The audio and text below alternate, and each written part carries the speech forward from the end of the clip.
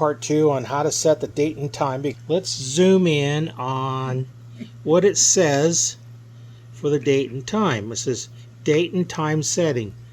The wide and telephoto focus rod can switch the year, month, day, hour, minute, and the up and down key can be for the date to adjust the date and time. Can you see that? Yeah. Go to settings. Hit the settings over in the corner, right corner. Date and time stamp. You want date and time. Settings.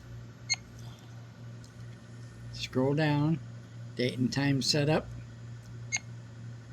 There it is. There, okay, so you hit the little gear over here for setup. Then you go date and time. Then you hit the setup over on the other side. Then it gets you into you can set the date and time. So, because it was like 2022 or something like that. And to scroll through those to set them, what do you do from here? You use the arrow key? That's not... What time is it? Yeah, it is 1:07. Okay. Yeah. So. And that's how you set it. Yeah.